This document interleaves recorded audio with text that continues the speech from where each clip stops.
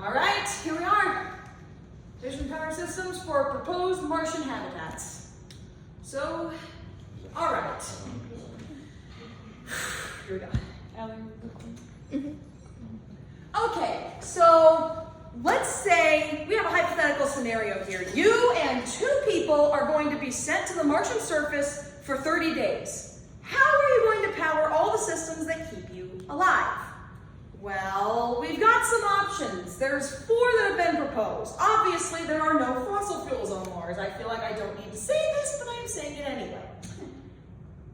You have 4 of them.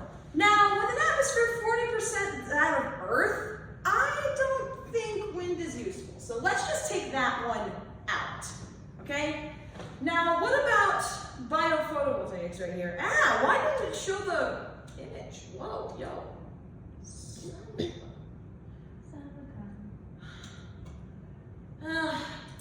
Deciding to be a jerk. Anyway, so one of those biophotovoltaic systems is only capable of like putting out 0.000077 watts, which is not a lot of power. Just to equal the amount needed to charge my phone, it would take at least 25,000 individual units. So for all practical purposes, it's not really that useful.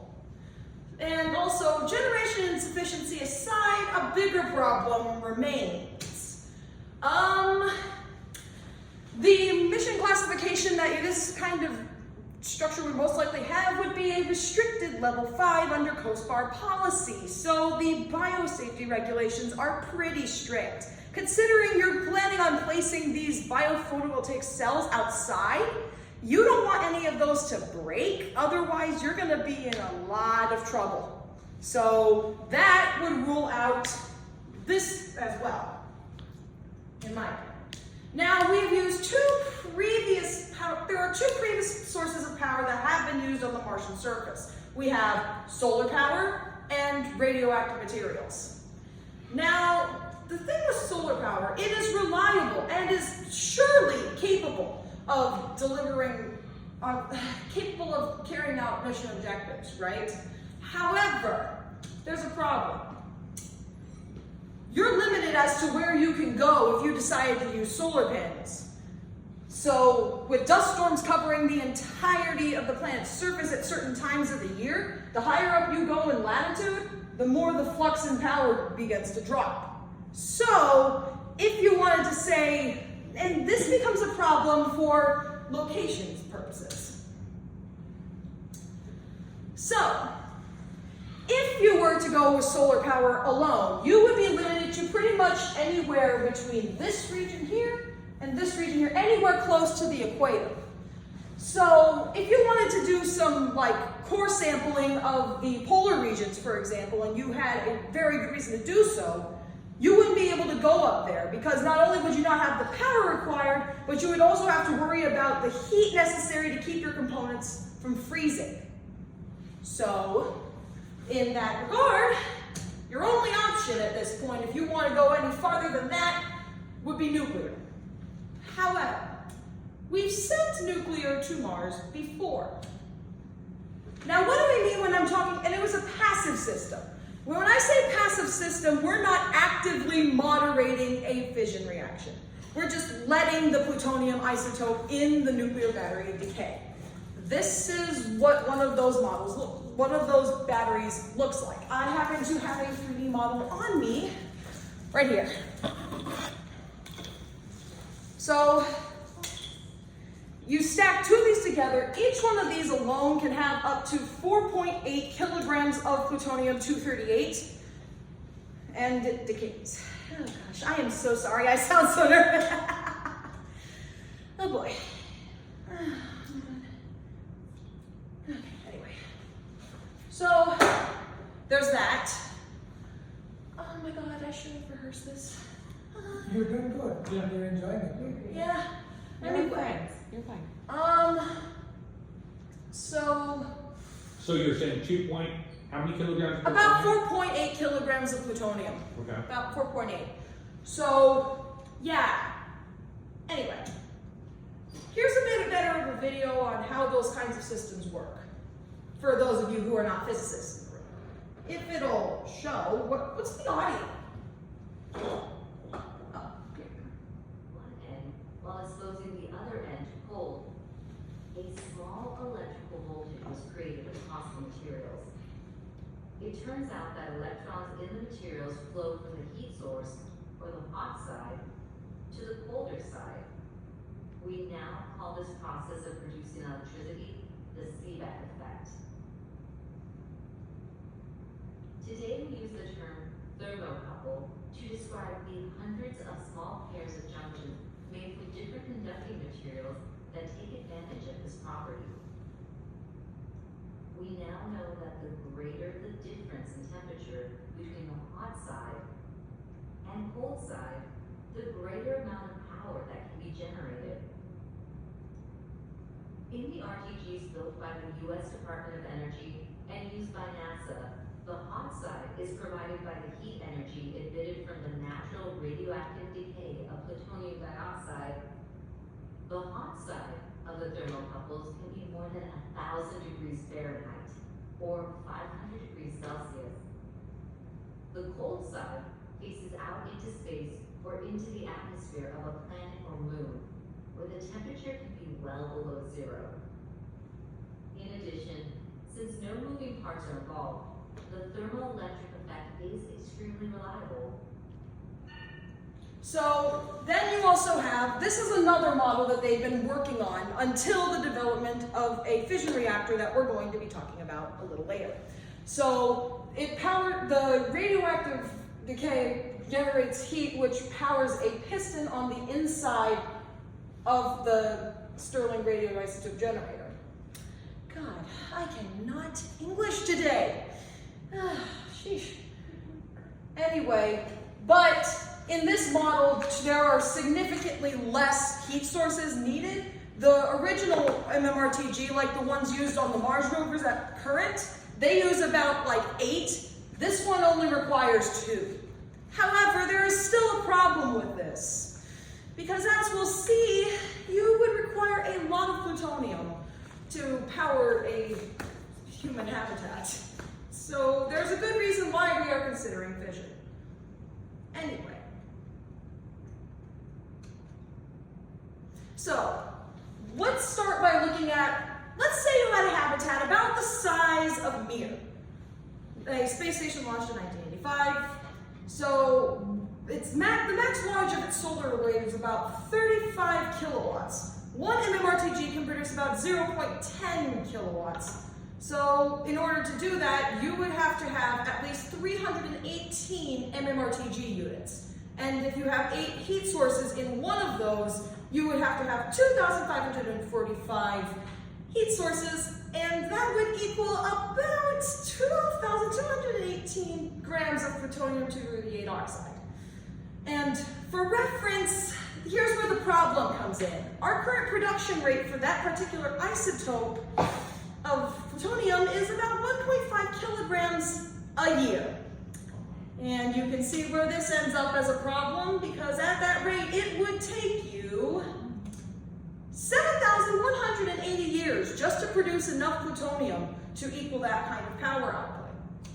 But what about the advanced radioisotope generator I showed earlier with fewer modes? It's still an issue.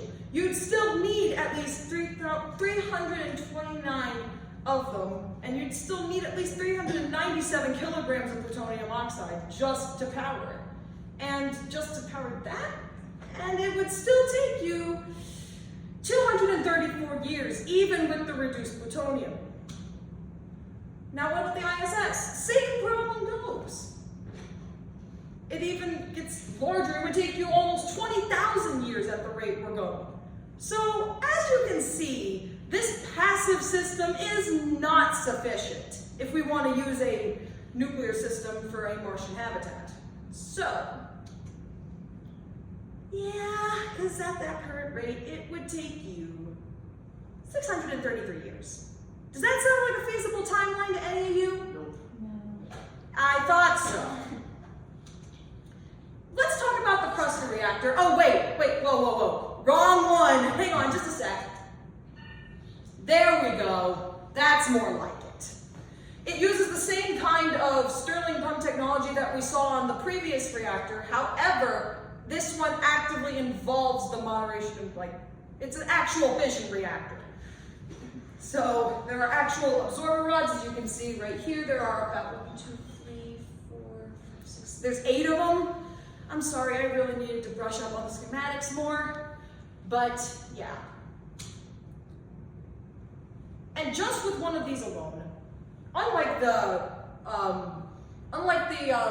passive systems, this one uses uranium instead of plutonium, and this actually allows us to have a much more sustainable fuel supply.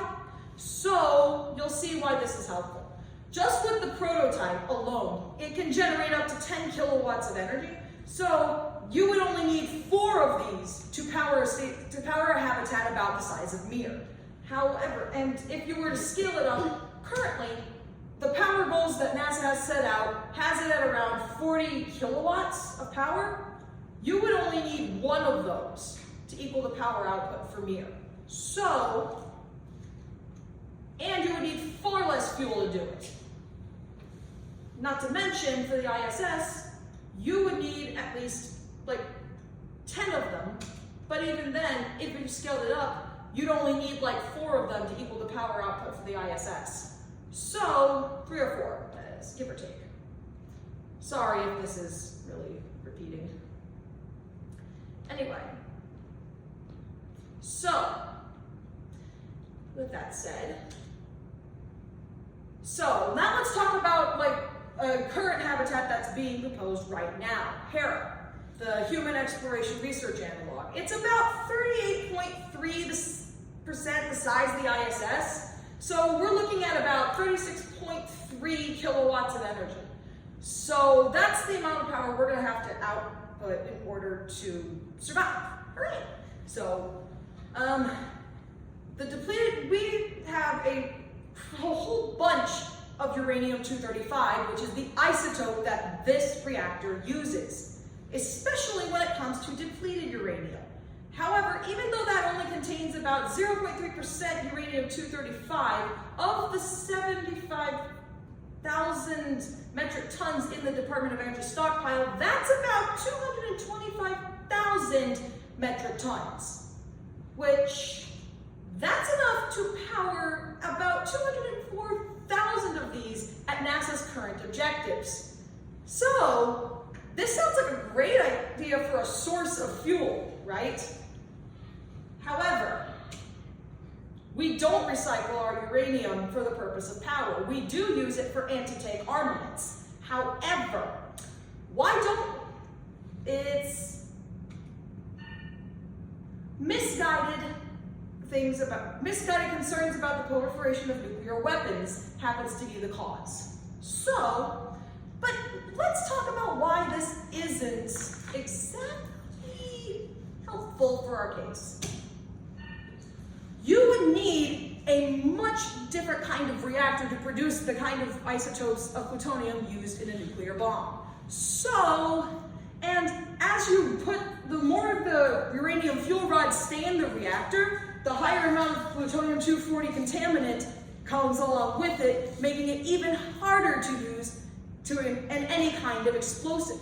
So, this begs the question, why haven't we considered using this huge domestic stockpile that we're practically sitting on for our space program? Because this would really help in our reliance, it would really help. Just, sheesh.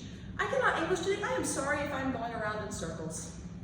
You're good. But in conclusion, nuclear remains a mainstay power source. And if you want to go anywhere up into the north, you want to have this on your side. We can't not have it with us.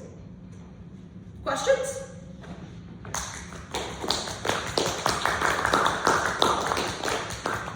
So I want to know more about your cluster reactor. Oh, okay. Hang on. I think I'm going to turn this off now. I'm just getting nervous.